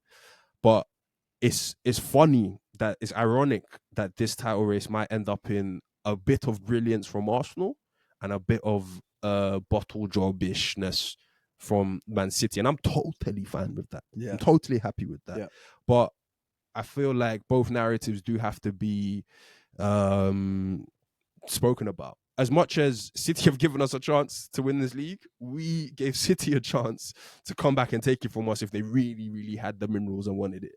Yeah, so we're the two best teams in the country. It's sort of nip and tuck still. 3 games to go for us, and we still don't have one hand on the trophy yet. But you know what? I think it's a bit of a separate point, but I think the last couple of years have kind of changed our view on title races, because for the first 20, 25 years of Premier Leagues, I feel like that's how it was. Like one team lets the other one come back in, and then that one comes back in. Yeah, and then, I agree with that. with the ones that Arsenal won, I remember in '98 they were 13 points behind Man United. And then Well, I was doing some research. Then, I was doing a deep. Well, I say some research. I was looking at if we win our next 3 games, we get 84 points, 85 points, Yeah. I think, something like that. Yeah, and I was like, it's not low, but it's also not like compared to what it's been. Yeah, recently. it's not like incredibly high. Yeah. So I was like, well, who's going to be another league winner to win with sort of 85 or less points? Last season, Liverpool got 84. Oh, okay, yeah. So I don't have to look back that year. Just went 1 year back. Last season, Liverpool got 84, and then you do have like, was it Man United? I think it would have been Man United way back when, because when I was going back I feel like Man United won it with like 78 points. Yeah, when I was going back year after year, like you really have to go back. But when I was going back, because I literally went 25, 24, 20, all that kind of stuff. That period of Liverpool and Man City is ridiculous. Nuts. Like, that's why Pep calls it's 100. It's like 98, 99, 100, bro. It's whatever sequence it is in. It's so fucked. It's so fucked. Jurgen Klopp went a whole Premier League season losing 1 game to Man City. I'm looking at 38 games played. I'm looking at 38 games played, and I'm looking at 32 wins. Yeah. I'm looking at 33 wins. 1 loss. I can't quite. So I agree with your point that the last couple of years have screwed things, but because that level from Pep, like that's what we thought the level was at, though. Yeah, like when guys raised the bar, like that's what the bar is. But then I think the point about like I really like guys want to get onto the Premier League, but I really can't remember a competitive Premier League. Like no. And look, guys will get into the Premier League. Look, like relegation's not decided. Those teams that we talk about a lot: Brighton, Brentford, Bournemouth, Fulham, Everton, all in that mix, probably can all finish above Chelsea with the money Chelsea have spent. If we beat West Ham, I think it just makes sense that the points are shared. No. It does make sense, and it makes sense why it's nip and tuck, but it is still one of those things where. Yeah, like because we've seen teams this season, Arsenal teams this season have been on 5-game winning streaks. Yeah. You know, so when there is 5 or 6 games to go, and this is how much you want a champion step up, all this kind of stuff. Yeah. You don't think it's impossible. For it to happen, or you think it's actually more probable that it's gonna happen. Yeah, and I agree with your point. Like guys like West Ham, who if we beat them might go down. West Ham are not a team that I think should be relegated. Yeah, the Bowens and the Somervilles and Fernandez. Like in terms of the quality that they've had, and I know they had a shit 3/4 of the year. But I think that team actually has enough quality to do something. To be in this league to take points off people. So it does speak to the quality of the league. I do agree with all of those points. It's just how I will write the narrative of this Arsenal thing was, yes, Arsenal dominant. Arteta's got one on Pep, but I won't forget to mention that City did, and I don't know, bottle it is strong, but like it was nip and tuck, and they. But like we've said about so many other stuff that might be said or whatever, like none of us care. Like, I don't care, but I think it's not even important to mention to give City credit, but like it's to do the opposite, like. In the title race with Arsenal is when things were, is when you didn't go and get 99 points. Like, and it's not the same teams and all the stuff that I Yeah, agree but with. in title races with Arsenal, they have gone and got 91, 90 and so 91. it's good for us to get our get back, and it's also good for our get back to be a part of their mistakes. And obviously, you make mistakes if you lose the league, but you've got tangible points. The same way we have Southampton and we have West Ham and we have some of those Fulham games, like crunch time, tangible finger on the calendar. That's where the league was lost. Yeah. City have some of those games this season potentially. Yeah, they potentially have some of those games where you can point at. That's where the league was lost. And for Arsenal to win the league in that fashion, it's kind of ironic, kind of funny, kind of beautiful. And obviously, this is all still like, we don't know what's going to happen. But it's just, it's something worth mentioning because Pep, in a lot of other title races, cleans the fuck up, makes no mistakes. Bro, goes on 10 game on. And why do you think Liverpool fans feel so hard done by? Do they feel hard done by? I feel like they love fucking Man City and no, in terms of like you say, Pep fucking up. Pep never did that. Oh, to this season. Yeah, Pep never yeah. in that period. And that's why I won't forget. That's why I won't forget to include it in the story. Yeah. That's why I won't forget to. Because he never did that with Klopp. I won't. Well, Arteta just got to him. Yeah. Hey, so now we're pushing. Arteta just got to him into the Klopp and the. I haven't better than Klopp. No, we have to edit that out. But like, if Mourinho, what did Pep do to Mourinho in the Prem? Schooled him. Won the league on him by 18 points. Yeah. Couldn't get in his head there. The Man City Pep. I think it's difficult. But Arteta can get in his head. I'll run any agenda. Like, as much as Arteta has won this league, which he potentially 100% has, it's not a bottle job from City, but it's like, hey, that's not imperious sharks monster mentality, Man City. Like maybe this Arsenal team has done something. And this is kind of maybe an off-air conversation, I also kind of feel like... But it's funny because people will only say that now, and obviously it makes sense, they've dropped points, but when the guy was drinking the bottle at Stamford Bridge, it was the Sharks. So that's why you have to say it now. Sharks. That's why you have to say it now. Because no one was saying that 2 weeks ago. Also, I think a massive part of that is the fact that Arsenal, and it's why we said that the Fulham game was massive, even when we met last week. Arsenal had to put the pressure on them. All they could do was win their games, go 6 points clear before City kicked off football. And ultimately, I think it's taken its toll. I really don't think... I think City will beat Brentford, but I really don't think that Brentford game will be easy for that fact of like, well, nothing else other than 3 points here does us any good. Yeah. And then you've got Rigid, and you've got Coyote, and you've got all this kind of stuff, yeah? So there's a lot that's gone on to this title race between Pep, between Arteta, between Arsenal and Man City and all this kind of stuff. And we'll see what happens and at the end. This is still a team that beat us in our final this year. Yeah, we haven't beaten them. Yeah. It's not like it's some joke team. We haven't beaten. I was going to say, maybe off air, but like, it would be maybe even sweeter than a 10-point lead. 100%. Then like obviously we would have rather won it that way, but 100%. It would be sweeter for sure. Because But look, because this is nothing's been won yet. We'll see what happens. And look, we've spoken for a while here. So Liverpool and Chelsea, I think we can say for next week because they play each other this weekend. Okay. So next week will be a good opportunity to speak on both of them and cover the season. Be before Chelsea go to their FA Cup final with Man City. But which means that the only other team we can really talk about on this pod is Man United. And damn, man. I mean, I said it on the pod when they appointed Michael Carrick that I thought something bad could happen, but I still never pictured that they'd finish third. Yeah, beating Liverpool on Sunday basically cemented that. It's a big achievement. Champions League, obviously, Man United, Liverpool, one of the biggest, probably the biggest Premier League game. Bro, if Carrick had said that Cunha was fit, I would have brought him into my FPL. But he just didn't say he was fit. I didn't make any changes and I benefited big time.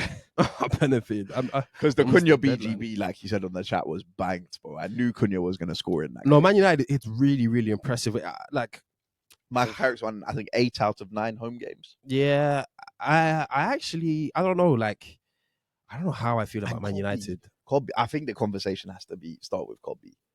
Yeah, he was balling. I mean, match winner. He was balling. Free Kobe. He's been free now. Kobe's got Ruben Amorim. Bro. Yeah. What? Yeah. Amorim. He was about to go on loan. This guy. I used to think that Amorim could get another decent job in Europe. I'm not so sure. Yeah. I think he's back with the like. I mean, we both said at the time that he was a better coach than Michael Carrick. I don't No, believe that's that wrong. now. We were wrong. I was wrong. I don't believe that. I was wrong. But I was gonna say, like, I thought Amorim could walk into a Valencia or like a somewhat top 5 club in Spain and maybe get them back to where they need to or be. Italy, they love free at the back. Yeah, But I'm looking at we like the press conferences and stuff that he was saying looks extra ridiculous. Suffer. Yeah, we have to suffer. It looks extra ridiculous with the form that Man United are on right now. Nothing's changed. No additional players. No like this or that or like someone's magically. It's not like Mount's back from fitness. He's balling and they just didn't have this before on that. No, it's the same guys. It's the same team. He's rejigged the formation. Guys seem happy. Guys seem content. Guys are laughing, joking, running around, having a great time. I just think, I don't know how to feel about the Man United stuff because I do think they're a really good team. I do think they're going to have stuff to say next season for the top 4, top 3 race. I do believe all that shit, they'll go into the summer and they will strengthen. But I really need to know what's going to happen with the manager before anything else. And I think it's more than likely that Carrick keeps the job. Do you think he should keep the job? I think he should. I think he should. I think he's done. I don't think he's done anything to lose the job. Yeah, for sure. And he's probably overachieved. So I think he should, but I think it's one of these ones where and this isn't a good. This is why I'm a fan and not a GM and not a fucking whoever. If you sign Carrick and you put the money down and you give him a say you're even smart about it, I think the right thing to do would be give him like a 2-year deal. Yeah, but if you sign Carrick and you give him a 2-year, 3-year, 5-year deal, and then a manager shakes loose from the World Cup, that is just a top manager. Yeah, and then you're locked in or a 5-year deal. Like I would try and wait to see what are my options, and obviously it's tough to wait until after the World Cup because you got to do all the planning and everything, summer transfers and preseason and all. You this can't kind wait till after the World Cup. I agree. That's what I said. I'm a fan. I'm not a GM, but I don't think it matters because I think Carrick will have a decent season next season. Yeah. But I do sort of, I just worry that they'll repeat the same mistakes. You slap a guy on a 5-year deal and actually when his feet are under the carpet and everybody's like, well, he's not an interim anymore. Let's look at his philosophy. Let's look at his tape. And then, I mean, I don't think they're going to give him a 5-year deal. Man United fans have been saying give him like a 1+1 kind of thing. But I think that's smart. I think because maybe next summer there's a lot of good managers on the market and stuff. And I just think for Man United's current squad, like I think Carrick would be good if it was Kobe's team or if it was Ahmad's team or whoever. Yeah, but because it's Bruno's team, because it's going to be Cunha's and Mbeumo's team, and I think a lot of those guys are on win now type vibes. I don't have a project in me. I don't have 4 years to be like, oh, well, after the 4th year, we'll see where we are. I think some of them don't hate Carrick. None of them are thinking this. None of them are saying this right now. But I think some of them will be like, well, let's cash in. Let's go in the summer. Let's go and get experienced pros that can control many, all these guys we've potentially spoken about. And when that happens, then it's like, well, but that's pressure on Carrick. Carrick doesn't have time to tell. Kobe's going to listen to everything Carrick says regardless. That's my guy. Yeah. But Tremendous one thing, he's been to other, he knows how top managers are. He's like, really? Is this, like that kind of stuff kind of bleed into dressing rooms and. Yeah. I think that, look, I think Carrick has obviously done a great job. And in my opinion, they should. I mean, Man United have left themselves in quite a difficult position where I feel like they almost can't not give it. Yeah. It would be weird not to. And I think the fans will be upset with that. But my thing is another good season next season, and it's difficult because they're like the Lakers or Real Madrid or whatever it is. If they finish 3rd next season, which will be a good season, but without a trophy. Like I think Man United fans will be very happy with that. I think that's a good season. Yeah. But as I say, I speak specifically to the Brunos, to the Cunhas, to the potentially Mbeumo's. Like, no, those guys are. Mbeumo's a bit younger, to be fair, but like, and none of them will be upset with Carrick for getting them to a 3rd place finish. But the Bruno thing, it's just the thing of like, well, this is my team. So what are we doing? From Bruno's point of view, I 100% get that. But from the manager and the hierarchy's point of view, They'll take a third place for sure. You do kind of have to look at it like almost Bruno's maybe missed the boat. Yeah, because that guy's 33 and He's got to go. Cunha who's 26 and Mbeumo who's 27 and Kobe and the next guys that come to many who might be 27 if he goes to Man United, whatever. It's almost like if we try and rush everything for now, we're maybe guilty of things we've done in the past. Well, that's the thing. You can't sign. But look, Michael Carrick he's beaten Man City, Arsenal, Chelsea, Liverpool, and Villa, all the teams around him. Yeah. So it's not even a case of he's won these games, but he's beaten budget clown. No, it's not that. It's not that. He's beaten top teams. He deserves the job. I think, and I said this to a mate of mine who's a Man United fan the other day. I think Michael Carrick will struggle next year. I don't know. With the Champions League fixtures, with the cup fixtures. I think it's been fairly easy for Man United to wheel out the same team every week and not be tired. But when you have to play all the Champions League games and you have to manage the squad, we've spoken earlier about Mikel Arteta's squad rotation and how many years has Mikel Arteta had to do made that, mistakes. Right, this will be the first time in Michael Carrick's managerial history that he has to manage a squad. Man United squad is already really small. If you look at Man United's bench every week, there's not really options on there. So if it's a case of now and then injuries maybe start piling up, whatever happens, I think Michael Carrick will struggle next year. I agree with you. I think depending on the business they do in the summer, they should probably still make top 4 and be Champions League next year. I think Michael Carrick will, at certain points in the season, struggle, but I think Man United need to stick by him and stick with him. And see what happens. And persist through the struggle. I think for sure he should get another year because the managerial market is all right now, but I wouldn't say the Glasners and X1Zs are have to dislodge what Carrick's done. Iriola, So keep him for a year, get into the top 4 again for next season if you're thinking from a GM point of view, and then see where you are a year removed, and it's like maybe an unbelievable managers on the market, all this kind of stuff. Yeah. So I do agree with that. And I agree with your point that he'll struggle with Champions League games and stuff, but I actually think the biggest struggle will come from star players.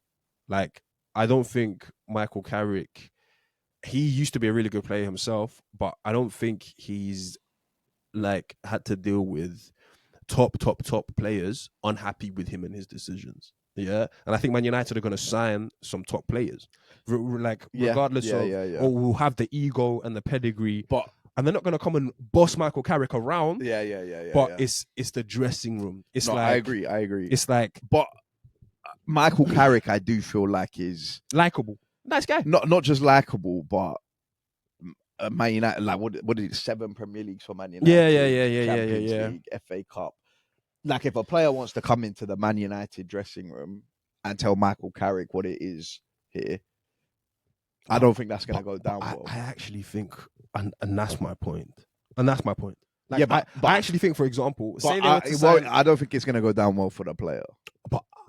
Because I think the fans will all be on the same side in that situation. I think a Cunha bus stop is on the cards next season. I think they can sign a new winger and he can be all right. Not even necessarily like light years better than Michael Carrick's been dropping. Dorgu was playing ahead of him. Yeah. And things have been calm for now. And Cunha head down, work hard, get back in the team. I know. But wait until Carrick gets one of his guys in, Anthony Gordon. The thing is, it can't be Cunha because Cunha's just happy to be there. He was at Wolves. No, I don't. It's got to be a Tchouaméni. It's got to be I'm using Cunha as an example of someone I think it can likely happen to, but it could be the new guy, it could be whoever. I think it's not necessarily a thing of like, it could even be Mason Mount, yeah? And it's not Mason Mount's beefing Michael Carrick, but there's a Mason Mount issue at the squad that just like he's not in team sheets, he's fit, but all this kind of stuff because Carrick's just playing his other guys that are, already. And I just think Mount's not really a big enough character in the dressing room to that's sink just the dressing room. Issue, but that's how I see things potentially of like, look, I'm benching this guy because this guy's in form, and that's what managers do. That's what I need to do. That's what I need to do for the club, the team, or the fans are behind what Carrick's on. But this player is not behind. It's funny though because Ten Hag beefed the greatest Man United player of all time potentially. This is bad. And came out on top. The result. Whoa. Because Ronaldo left the No. club and Ten Hag stayed, and he got another Yeah. 2 years. And But I actually feel like I don't think Ronaldo came out on top of that battle, but I actually feel like that beef was detrimental to the team and was detrimental to the season. And I feel like that's my point with Carrick. Like, I don't know, man. They finished third that season. yeah, they got a trophy, but I think they were. And that's what we're asking for Michael Carrick to finish third. It still doesn't take away from the fact that I think his handling of the dressing room can be and I still think they'll finish in top. But the reason why they're not gonna potentially, and we don't know, potentially push on, or the reason they might not stick with Carrick, or the reason they might not do whatever, you're saying it might be fiction conjecture. He has to actually be tactical, be a manager, use the squad precisely. Yeah, I agree with that. I think he might struggle with I've got big stars, I've got big egos, and I've got big guys in the dressing room that have stuff to say, that have personalities, and I'm this is not Coventry. This isn't, and I've got 7 Premier Leagues, I've got Champions Leagues. Guys know my pedigree, they respect my thing. But at the end of the day, this Brazilian guy or this guy from wherever, he's a bit hard headed actually. Like, I'm not getting through to him the way I want to. Like, part of me feels like when Cunha's not on the team sheet, he's already having a go at Michael Carrick, and Michael Carrick's like, he's obviously the squad seems to like him, whatever. But I agree with the point that you're making. In terms of the stars and the ego, and I think that's tough, man, to manage. But Arteta struggled with that. Agreed, but I don't think Man United outside of Bruno have that player. But I think they're going to get them. I think Cunha can become that. Like, if Cunha bags 15 goals next season, I think Cunha's ego starts to press on. I think if they sign, I think they're going to sign. I think they're going to sign some players. That's where, like, I'm like a Tchouaméni for sure can do that. I think they're going to sign those players. But I don't think Elliot Anderson. Like, if Elliot no, that's calm. That's calm. I think they're going to sign those players, and I think the signing of those players, competition does stuff to squads. It can strengthen them. It can make them closer, more important, all this kind of stuff. Or guys can be. Who was? What team was it? Where there was a winger that was off. I think it was Man United. The couple when Garnacho was starting games. And who was like Sancho? Yeah. And even Rashford. Those kind of vibes of like Anthony. All of this stuff.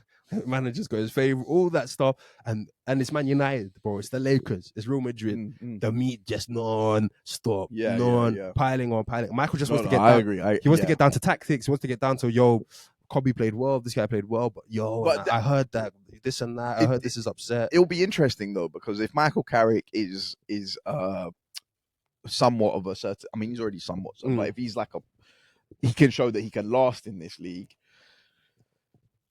Tchouaméni might be his only one, and guys are gonna think, where's Tchouaméni come from? Because we hadn't even recorded. But if you don't know, Valverde put Tchouaméni in hospital. I mean, sorry, Tchouaméni put Valverde in hospital is a big thing. They're beefing. We'll see what happens. Flo Perez is getting involved, getting his hands dirty, trying to figure out what's going on. But and somehow in a hypothetical world, Tchouaméni ends up at Man United. Carrick, if he's smart, he goes, enough now. Yeah, in terms of ego and we need to come together for a team. This is the one, because he can bring Tchouaméni in and he can tell Tchouaméni, when you're fit, you start, because there's nobody else. Casemiro's good, and the other one's Ugarte. Yeah, so and Tchouaméni can have that. Yeah, when you're fit, you play. Even if you're out of form, you're gonna play. But the issue is if Carrick's smart, he does that, and then Elliot Anderson will just come and do a job, and then you pick someone else. If he picks two or three of those kind of players, I think they're gonna sign a centre back. Yeah. Yeah. I think primarily Man United will sign 2 midfielders and a left back. Then I think they might, because at the moment they've got 5 centre backs. Yeah. Okay. I think they might sign some defensive personnel. I mean, if they sign a left back, it's calm, because sure, true bench.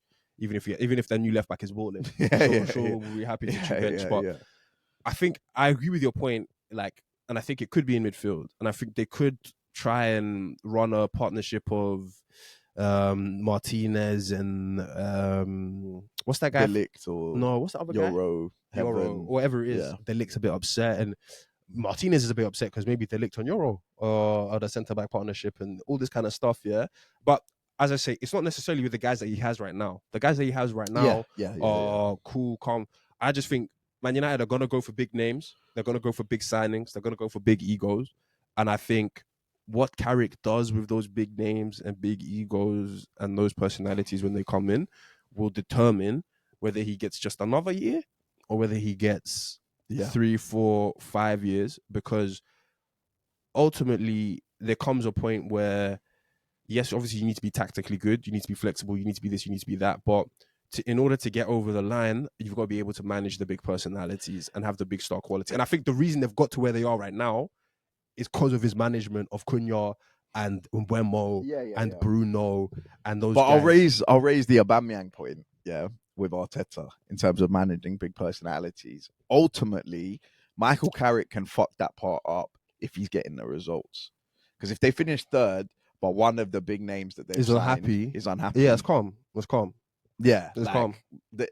So I agree. Like if that will be a problem, like because I don't think Michael Carrick can have that at a star player be that upset and get third place. I don't think he's got the minerals to maybe do that. Yeah, and that's fair. Maybe he doesn't have the minerals, but I do think so. I think it's gonna come together. I like you say. I don't know, because it's tough to say about the media shitstorm, and I think that's also just my other big factor in this is like you got to deal with big egos and big personalities, and you got to deal with true and bullshit stories in the media. Yeah, if Rashford comes back and there's another Rashford saga, can you handle that as a manager? Are you gonna break? Yeah. Like, he seems pretty calm though. He's pretty chilled guy. Because I don't think he's been massively tested. Agreed. And I think there's been such a massive grace period. And he's not been under a lot of pressure either, because there was no expected them to be where they are right now. Next season there'll be an expectation. Sign some players, spend 500 million, sign some players. Yeah. Have Rashford and guys back in their camp. Maybe Rashford starting ahead of Cunha. He doesn't like it. Cunha's head, I've been playing well. I'm looking at this guy's numbers, and like all of this stuff is to come. And I ultimately think that defines managers for the biggest clubs, especially the Man Uniteds, especially the Real Madrids, especially like Arsenal is kind of cool because we only have 2 or 3 like big stars or egos potentially at a time. Yeah. We have a lot of good players and one star player normally. Yeah. Whereas the Man Uniteds and those kind of clubs who can hoard, Mount, for better or for worse, used to be a big name in football 5 years ago. 100%. Mount used to be a big name, and he's still on the books. Yeah, and we don't care anymore about Mount and stuff, but like it speaks to the size of the club and how Mars said he was going to be the best midfielder in the world one day when he was at Chelsea. There's a lot of guys that have a lot. And to your point that you've just made, that's really the crux of it. The pressure is going to ramp up. So how you deal with all of this other stuff is going to ramp up, and he's done a brilliant job so far. He's done a great job, but what will define whether he gets it for another year or 5 years or 4 years or whatever is how he can handle the pressure amongst the star talent and quality in X, Y, and Z. If you lose the dressing room, look, it's done. All right, look, let's move it on to MVPs and rookies. We've been recording for a while here, so MVPs. I mean, Arsenal, obviously, but Arteta, Saka and Moyes, Arteta. Barry. Get Barry at the club, give him on the 14 shirt. Well, I actually said that before the Gyökeres performance at Atleti. Well, versus Atleti. You said Barry was better than him, no? No, I said get him to the club and give him the 14 shirt. But strip it from Gyökeres and give it to Barry. Who's on 9? But I was the one being. No, Gyökeres shouldn't be 14. Even if Gyökeres will stay next season. But Barry should. Barry's done a lot for the club. But Gyökeres shouldn't be 14 next season. And it's not even just a Thierry thing, because Eddie had it, and a couple whack jobs have had that shit. A couple whack jobs have had the... Why is Theo on a panel with Rooney, Sturridge, and Seydorf? Seydorf's a 4-time. Do you see when Declan Rice came over afterwards and he was like, everyone here is played yeah. He was nice enough not to mention. And also the thing about Theo in that group is he somehow still seems to be the smallest Arsenal. Rooney's giving big praise and credit, and Seydorf saying how well Arsenal have done, and Sturridge, I'm thoroughly impressed. Did you see his interview with Monreal when he was like, I used to leave him on the floor in training.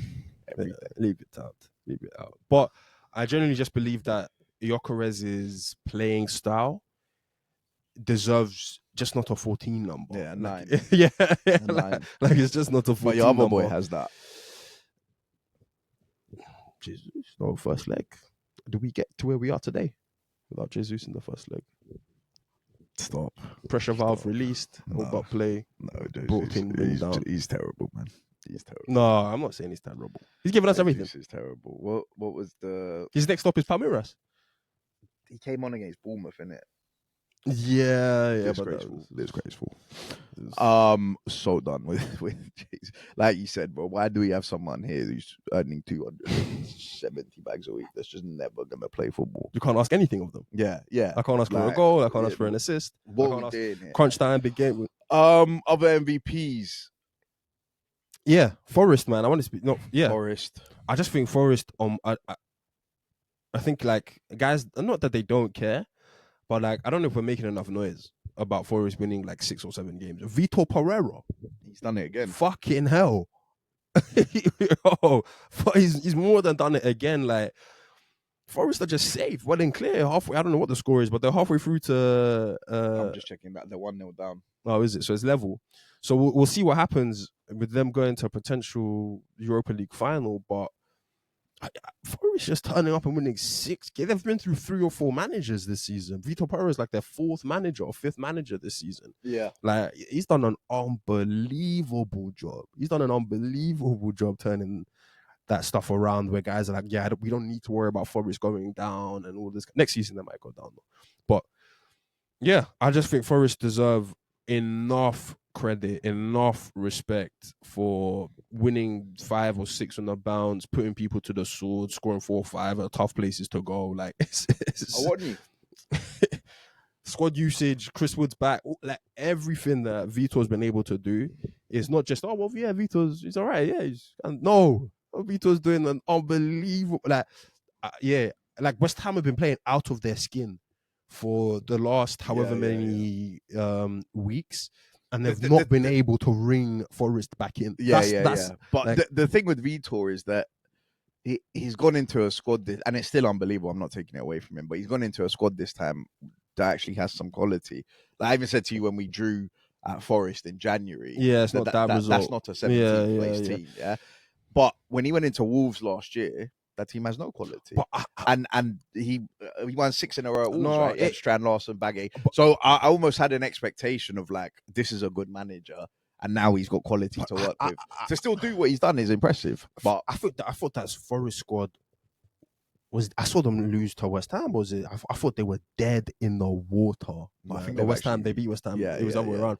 But I thought they were like. I think when you're on your 4th or 5th manager into the season and you're constantly down there, I just thought that I thought it was going to be a serious. I thought it was going to take a serious job to get that group of players to feel together, like to feel as if like I'm not on the phone with my agent every day asking about where can I go to in the summertime when this is all over. Like that is my management. That is dealing with crisis. That is dealing with big personalities and egos. That is like overcoming that. It's serious stuff, man. I give a lot of credit to him. I mean, it's like it's almost like the Alex Caruso, Drew Holiday thing because it's the second time. Yeah, exactly. With a different team. Exactly. So, okay, rookies. Chelsea. Gahey. Chelsea, we're gonna have a big discussion on you next week. Yeah, Chelsea. To be honest, Everton. Like, yeah. I know that they did us a favor, so it's still shout out. But my boss is an Everton fan. Like, these last minute. Yeah. There's been a West Ham, Liverpool. Yeah, Liverpool, man. So, yeah, like that's Europe right there, gone. Genuinely, yeah, right there. Yeah, like you win those games, draw those games, whatever the score was before. You're with Bournemouth where they are saying that, oh well, if we just do this and that, we're in Europe. Yep. And Yeah. Well, look, that's been a long pod. Spoken about a few different topics. Hopefully you guys enjoyed it. Let us know your thoughts in the comments. Arsenal reaching the Champions League final. Obviously City kind of slipping up in the title race with more football to be played this weekend. Man United, Michael Carrick, should he get the job long term? What do you see as the future? What does the future hold for him? But yeah, look, thank you guys for listening. If you have been listening, watching this, and like, comment, subscribe. We'll see you next week. Peace.